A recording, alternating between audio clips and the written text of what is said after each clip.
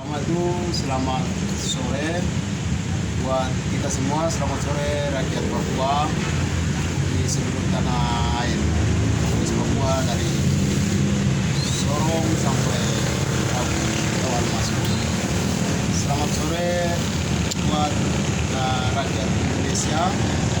Selamat sore solidaritas internasional dan selamat sore semua kita semua. Para wartawan, selamat sore. Jadi intinya itu saya dipanggil sebelum diundang oleh Polda itu saya dikejar. Jadi dari asrama Kinauna di Jayapura saya dikejar, terus HP saya juga jatuh. Kemudian sorenya jam begini, jam 7 itu dari Polsek AB, Polsek AB itu orang kasih surat undangan untuk klarifikasi. Jadi undangan klarifikasi itu berhubungan dengan status saya di Facebook, di akun pribadinya saya. Jadi akunnya nama Warpo Sampari Betipo. Jadi itu saya muat dari wilayah Waena, Asrama Umum. Status saya itu bisa lihat di situ tanggal 25 hari Rabu tanggal 25 Mei 2022 pukul 17 waktu Papua Barat. Jadi itu berhubungan dengan situasi atau kejadian di Dogiai. Jadi kebakaran rumah-rumah warga dan juga kantor KNPB yang dibakar oleh oknum yang tidak jelas. Itu kan di kami KNPB juga belum tahu siapa pelaku atau aktor intelektualnya. Di polisi juga mereka tidak tahu. Semua tidak tahu. Jadi yang saya mau kritisinya itu kenapa sebelum ada pendekatan persuasi. Misalnya ada tim independen dan dari Komnas atau dari gereja atau dari akademisi atau dari intinya independen lah, turun ke sana ambil data dulu. Setelah ambil data, pelaku atau aktor intelektualnya ini. Setelah itu baru misalnya Polda gerakan pasukan. Itu saya tidak mungkin buat satu situ. Tapi karena itu belum ada itu, terus siapa pelakunya tidak jelas. Kemudian itu menurut perspektif saya itu suatu upaya pengkondisian gitu. Jadi kenapa Polda Papua mengkomandokan pasukan dari Timika dan Jayapura mengerahkan ke Mepago di wilayah di Kabupaten Dogiai. Itu justru meresahkan situasi di sana tambah rumit, dan itu bukan solusi lagi. Karena situasi di sana itu kan ya masyarakat juga terus di sana, apalagi KNPB-nya dikriminalisasi, dikambing hitamkan. Setelah itu 2 hari kemudian Ketua KNPB Saugas Go itu dikasih viral bahwa fotonya ditempel di mana-mana, oknum yang tidak bertanggung jawab, siapa oknumnya juga tidak jelas, bahwa dia adalah DPO. Setelah itu berapa hari kemudian lagi Polres definitif Dogiai mengklarifikasi, tapi bukan bahasa asli, bukan live, tapi dengan bahasa YouTube. Itu tidak jelas, sehingga maunya saya itu harus itu diperjelas.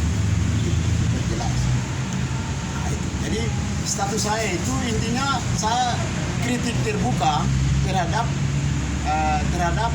pemimpin publik. Jadi itu hanya saja mungkin Pak Kapolda dia tersinggung, itu nama kecilnya saya kasih masuk. Itu ada Matius Fakiri, terus Tito Karnavian dan juga Paulus Watepau. Itu yang tadi klarifikasi. Terus apakah ketemu yang bersangkutan polisi atau tidak untuk proses penyelesaian atau seperti apa? kemarin tuh hari pertama tuh kita pergi atas undangan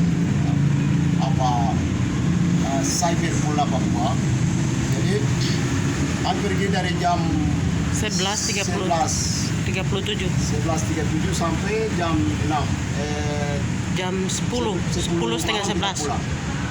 Jadi di situ ada sekitar 19 pertanyaan yang mereka kasih untuk saya jawab. Jadi memang saya lihat, saya mempertahankan saya punya status Facebook bahwa itu sesuai dengan pengalaman dan juga fenomena atau kejadian yang saya lihat, karena subjek yang saya muat di situ tuh subjeknya ya jelas. Saya tidak kasih masuk, tidak karang-karang dari hasil apa analisis pribadi atau hasil apa, tapi subjeknya saya ambil dari screenshot dari berita yang sudah dimuat oleh Ubi, berita yang sudah dimuat oleh Suara Papua. Karena dua media ini kan rakyat Papua percaya, dan itu media sudah legal. Walaupun teman-teman lain tidak percaya dua media ini, tapi rakyat Papua sudah percaya sekali dua media ini. Jadi saya pikir itu sudah bertanggung jawab.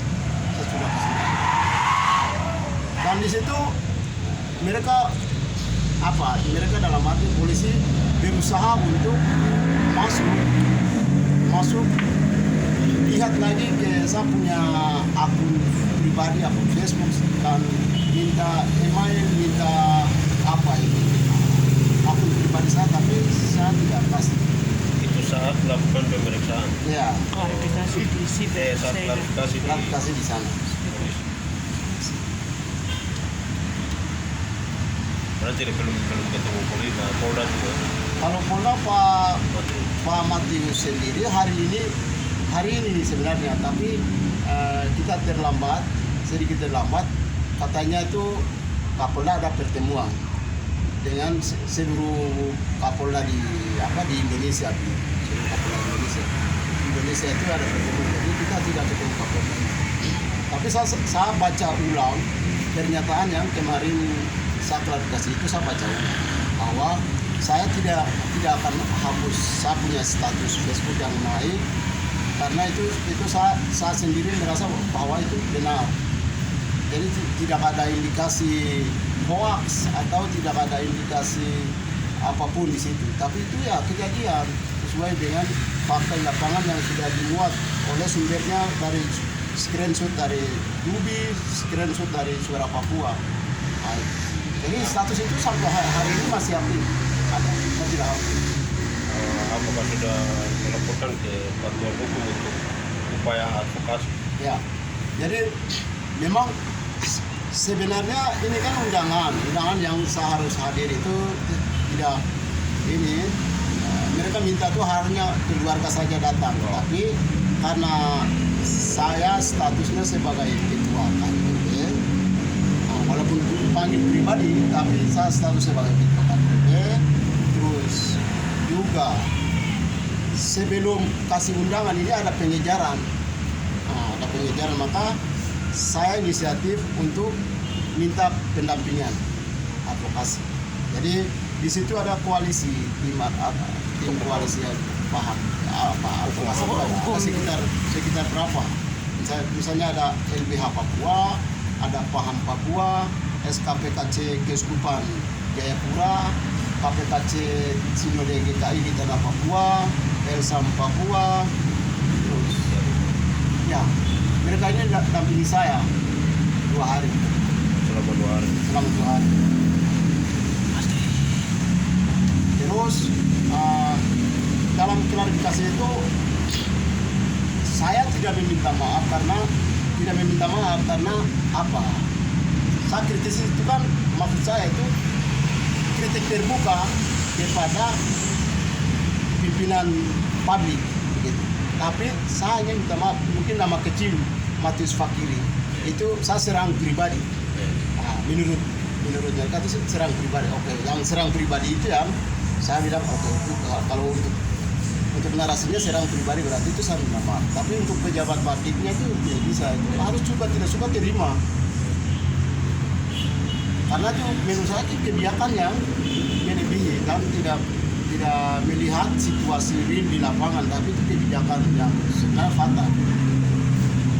Jadi saya tidak melakukan kontrak politik juga dengan pihak Polda Papua, tidak juga kompromi politik atau ideologi lain untuk atau dengan KNPB seperti begini. Jadi kita harus atur aman, itu tidak sama sekali. Jadi saya bilang tetap saya sebagai ketua KNPB, saya akan berjuang sesuai dengan ini. Status saya itu saya tidak akan hapus karena itu kebenaran dan fakta di lapangan memang seperti itu.